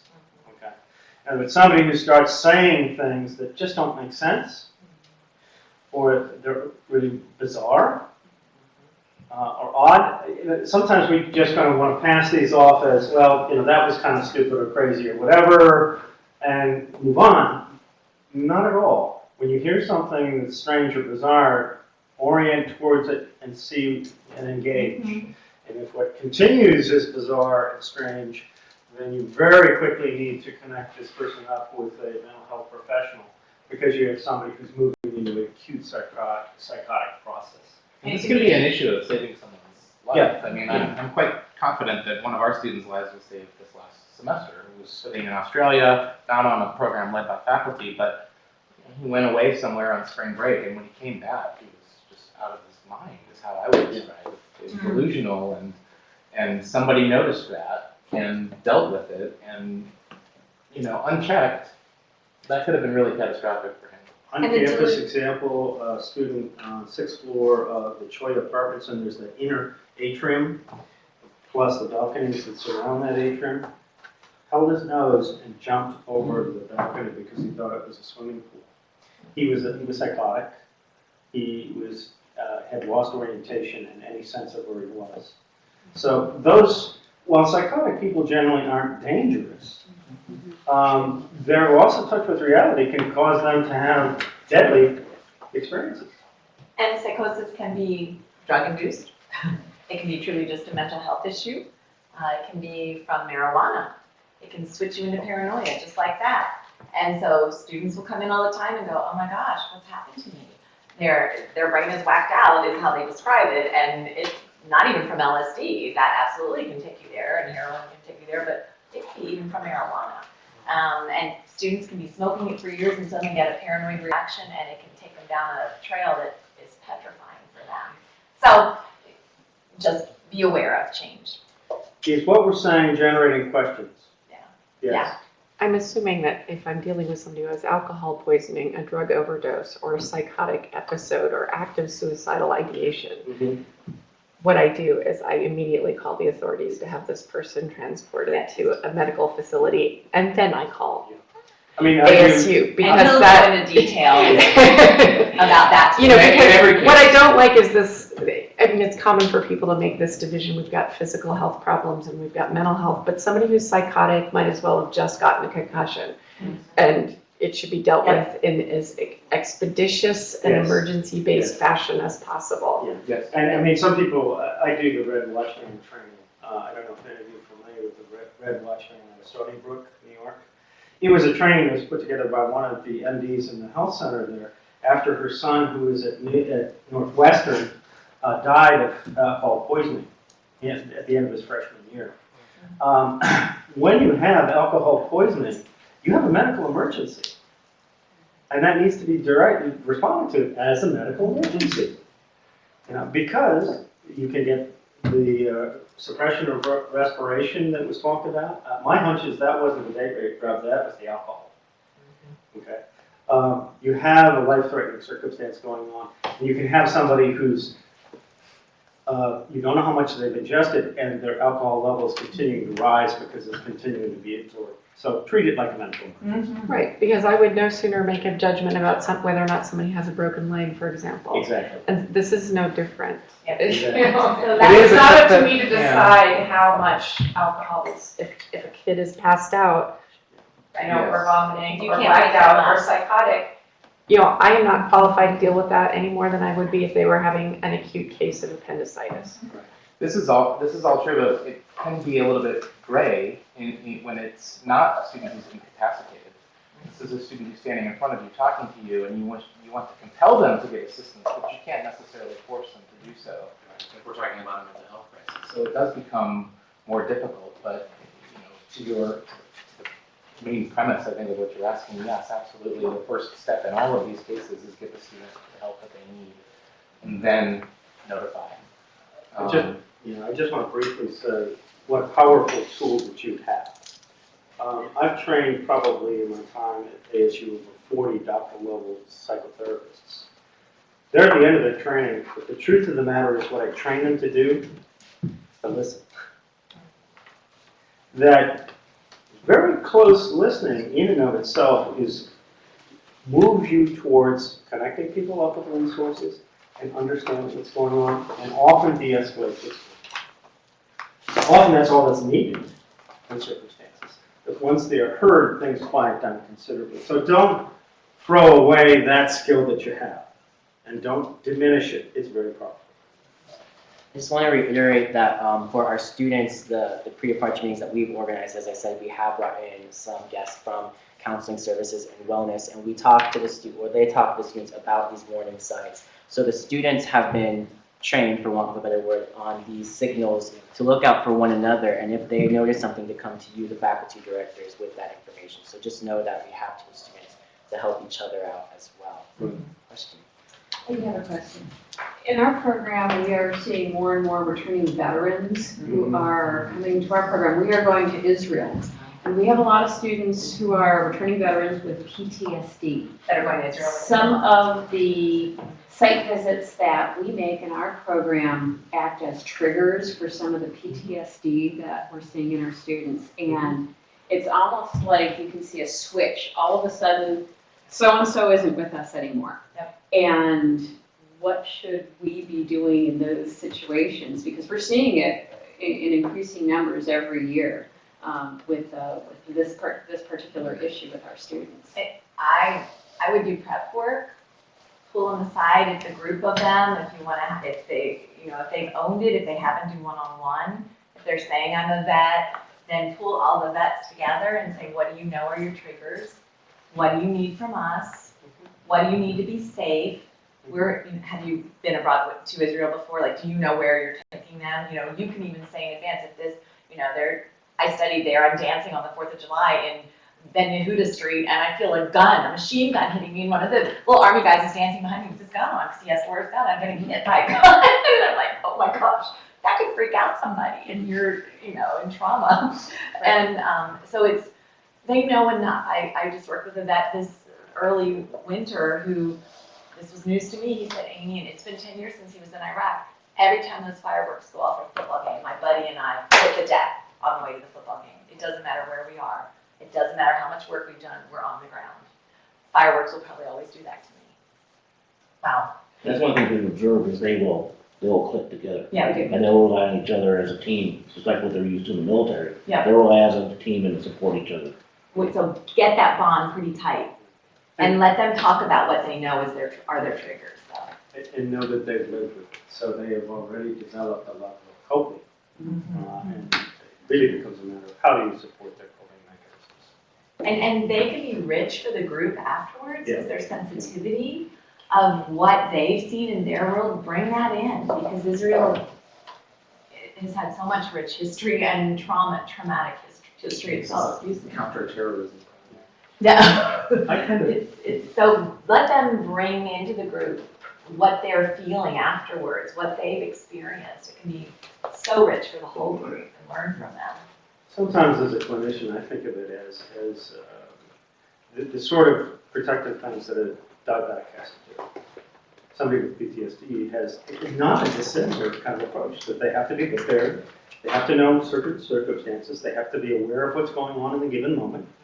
It's much like a diabetic. And thinking about it in that way, I think, destigmatizes. I'm not a clinician like my colleagues up here are, but I think probably these students are involved in some sort of counseling protocol, and maybe they are, or have been at some point in their lives.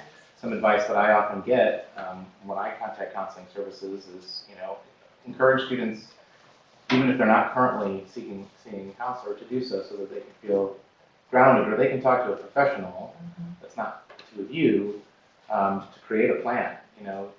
These are the things that my professors told me we're going to experience. I'm expecting something to go awry, and they can work to develop a plan.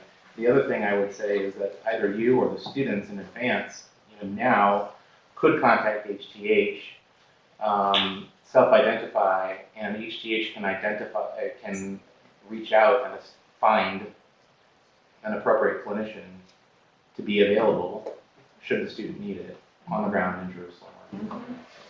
I could imagine there'd be some great professionals in Jerusalem that, are you going to be, where will you be? Try to All around. over. We'll be all over, but we'll Yeah. have base in Jerusalem. Okay. They'll be in yeah. places that you and I don't get to go. Yeah. And So- I'm just going to trigger a lot of military sites, Yeah. sites of attacks, a lot of IDF soldiers carrying M4s walking around, you know. We walked into tear gas one day in Bethlehem and didn't even realize it. And we were like freaking out. And just me and 4 women, you know, we run in a shop because we're like, what in the heck is going on? And there's been kids throwing stones at the army base that day, and they hit tear gas all over the town. And so that alone, you know, again, those are our memories of Israel. And so, yeah, get them prepped. Is that something that you would tell us if you knew that we had a student who had a PTSD diagnosis? If it's been disclosed to me. Okay, so that is something that would Absolutely. prompt a Absolutely. come talk to me. Okay, thank you. You know, I see anxiety as the one-word answer. I'll share that with you. Not because I think there's something you need to do about it, or because I think that student needs to be singled out, but so that you're aware, should something funny happen with that student. Well, Maybe you PTSD can is not anxiety though. I'm not If implying that it is, I'm Okay. saying something It is. It's an anxiety disorder. It's an anxiety disorder. It's just an extreme that has detachment involved.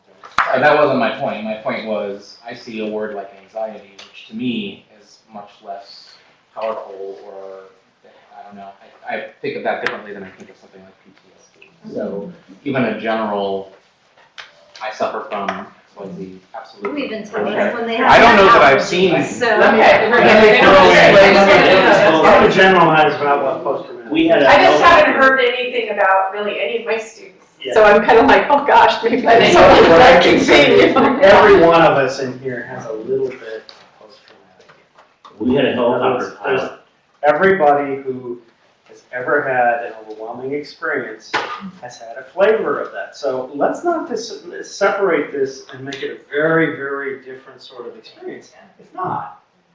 It's a strong experience, but it's not qualitatively different. Let me just say really quickly, the people I'm notifying are the people in our system designated as faculty directors. Right. So if you're a faculty director and you haven't heard from me, Well, that. we can show you where to dig and find the information that they maybe did disclose that I Okay, didn't share with you, but And they don't disclose is the biggest issue we've had, Dan, is we had a helicopter pilot, military pilot, was doing black ops and doing black ops as a civilian with us on this program, and we got stuck in the elevator. We got stuck in an elevator, and he about went nuts. Not happy. Powerless. I mean, he was just out of his mind. And this was the last person I would have expected it from, and he disclosed nothing to us to that point. yeah, I don't think that I've ever seen PTSD disclosed by a student. And here's something By really name. neat to do. Whenever you do your first group meeting, you know, it can be at the airport, if it's before you leave, have everybody share what's your greatest excitement, what's your greatest fear, what's something you're looking forward to. Just let each person, go around the circle and require everybody to give one, even if it's a one-word answer. What are you most afraid of? What are you most excited about? What's going to be your greatest challenge? What of yourself do you not know that you want to know more of? It's kind of weird, but what are you anticipating? What is it that you want? And you'll begin to hear things, because anxiety, and I wanted to say this, we did this for sure in our longer presentation, but you get a person out of their comfort zone, which is the United States, any potential of what we may have in our mental health history can potentially magnify tenfold. So even that person may be shocked at what shows up because of the out of control feel of the environment where they are. And so if there is anxiety, it may be okay here. But you get out in a stuck elevator or, a bus that's an hour late and someone gets really angry because things aren't quite as timely as they are here, and they lose it because it's out of control for them. And whatever the potential is can magnify.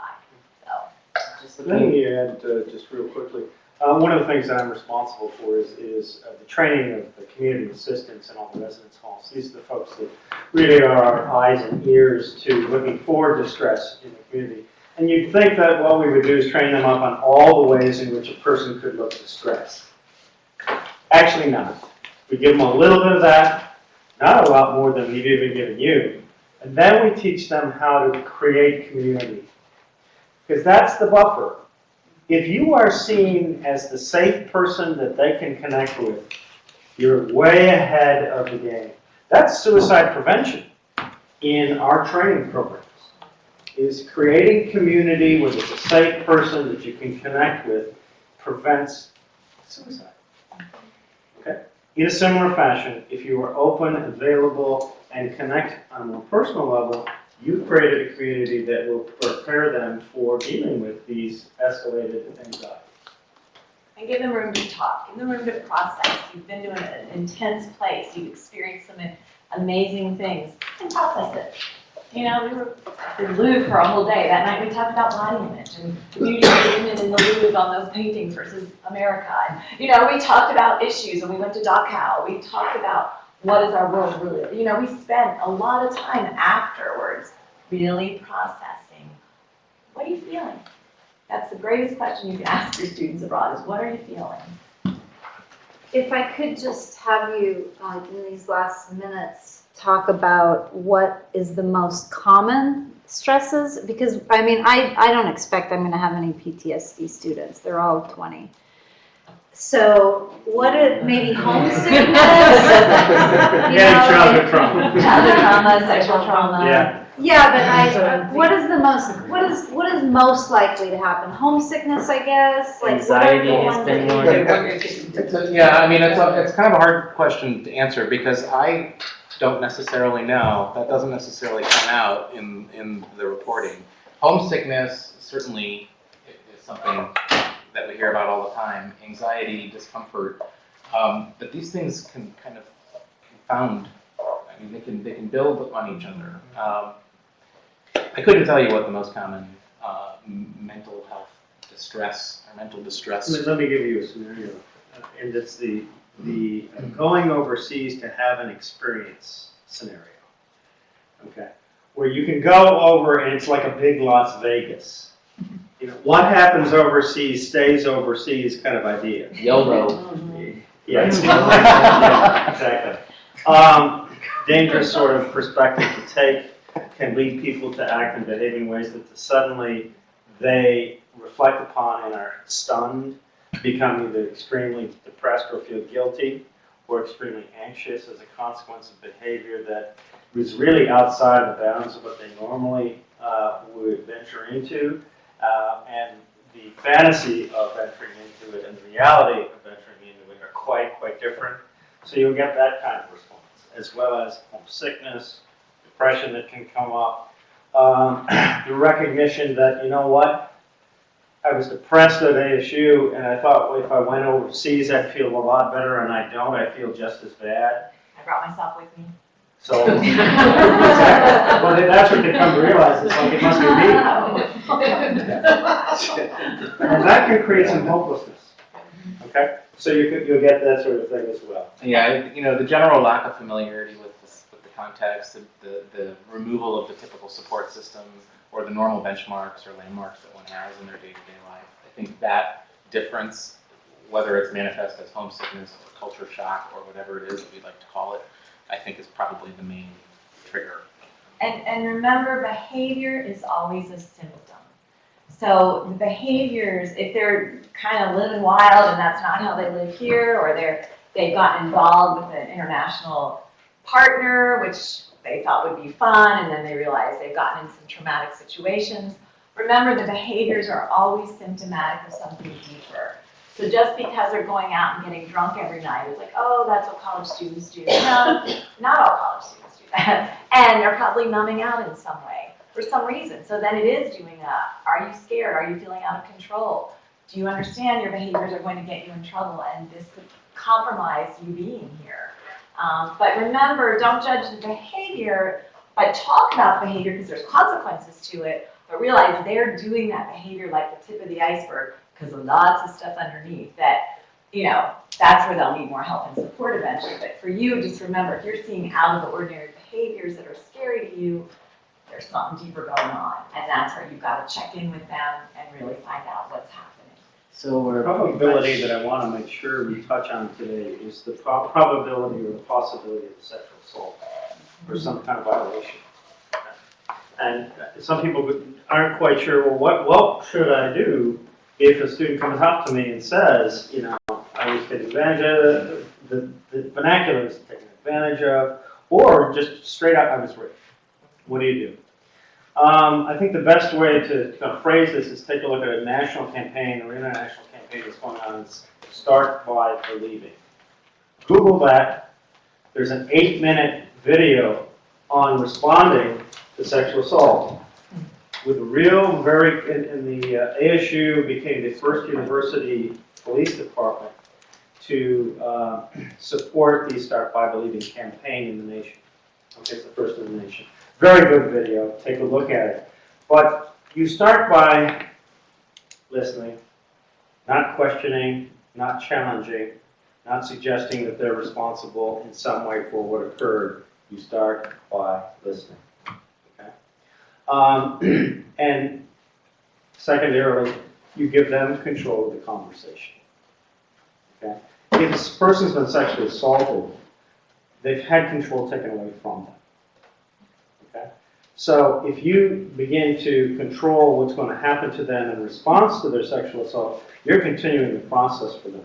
Remember, they're a bit skinless, so they're particularly sensitive to whether they're in control or not.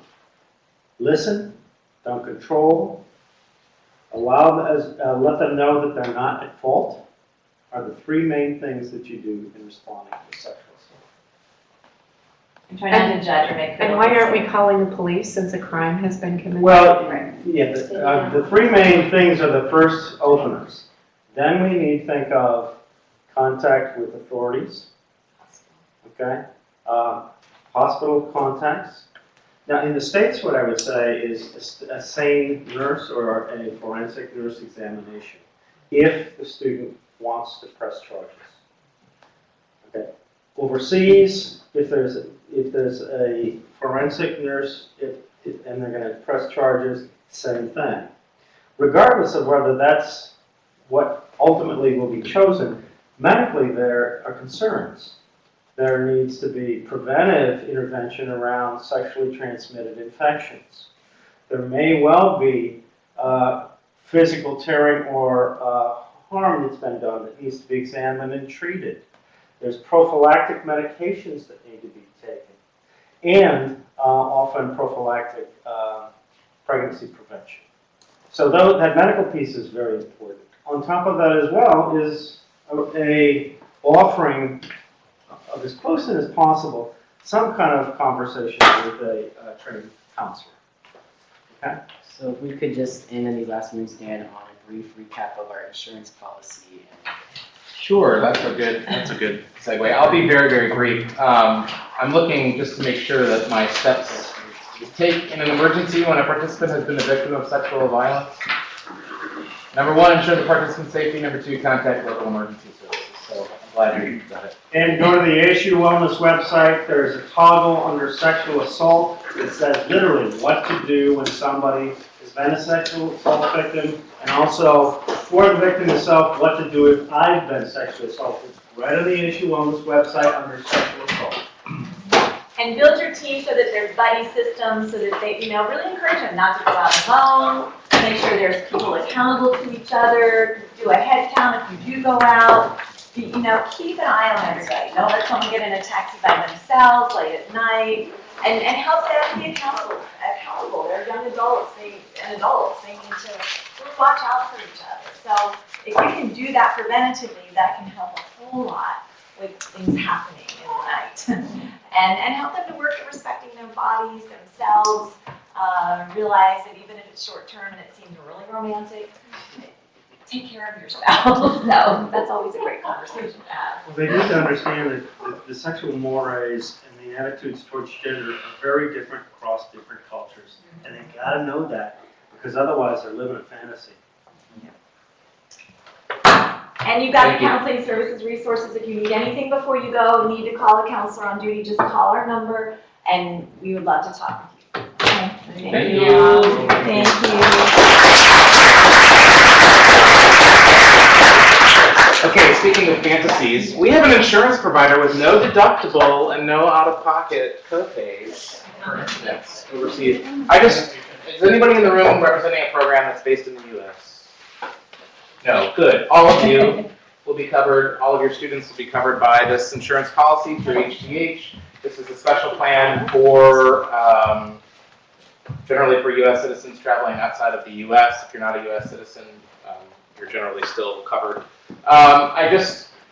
You have this electronically, your students have this. You probably have already received a welcome email from HTH. One thing I would say about it is there's language in there that you must go online and create your well-prepared travel profile. You're not required to take any action in order to be covered. That's a compliance building strategy that HTH has. I think the idea is, unless you go on the website and see what's there, you're not likely to take advantage of the resources that are available. So I do encourage you to go ahead and do that. You can find doctors on their website in your local area. If you find that there is no pre-established clinic on HTH's list in your area, we can call them. They can do some research. They can reach out for you. They're very good at what they do, and what they do is very much, that's why I led it the fantasy gag, but it's very contrary to my experience with insurance providers. And my best example is a case in South America a couple of years ago where I mentioned it earlier, a student jumped off of a balcony. Wasn't seriously hurt physically, but the behavior, as Amy said, was a symptom of something else. And this is a case where the student was taken to the hospital and the doctor was discharging the student, and HTH didn't feel that that was the most prudent course of action. The insurer, who would have to pay for said treatment, urged the doctor to prescribe a medical evacuation of the student.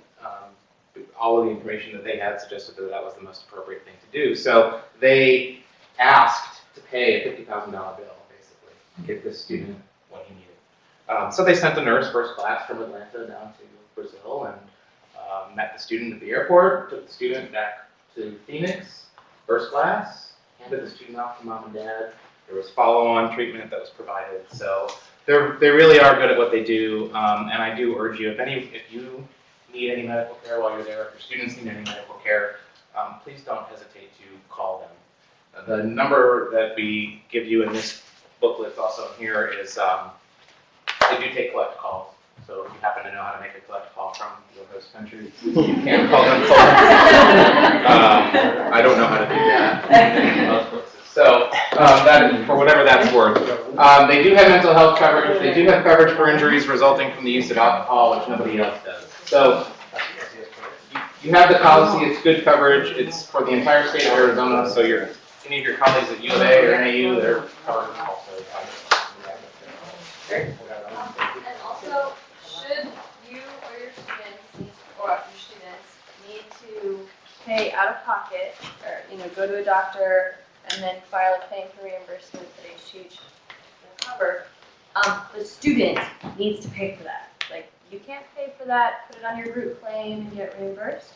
That won't work, because the insured party is the one who has to file the claim to get reimbursed. So as much as you want to help out the student and pay that bill, they need to pay the bill and then they can get reimbursed. So when I say that it's zero deductible, zero out of pocket, HTH has a network of doctors that have agreed to accept a guarantee of payment. So you show up at one of those doctors, you say you're covered by HTH and here's my details, you won't have to pay. If you go to any other doctor, the coverage level is exactly the same, but it may involve an outlay of payment at the time of service. And this has been a problem in the past where, out of compassion or feeling that there is no other choice, you use your credit card. You will never see that money. Unless the student actually comes to, which they don't do. You can't be reinsured by HTH or reimbursed by HTH, and we can't reimburse you for that cost. So that's the thing. We're done, right? Yeah, we're gonna stick around if you do have any remaining questions. I know we talked about a lot of weighty subjects today, but if there's one thing you leave here with, I want you to leave knowing that you have many resources back on this side of the ocean waiting and ready to help you. So don't feel like you have to handle it all on your own.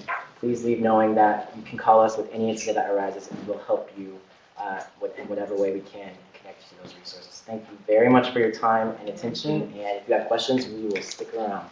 Next year, we're going to do calisthenics every fortnight. Because I just learned about the research.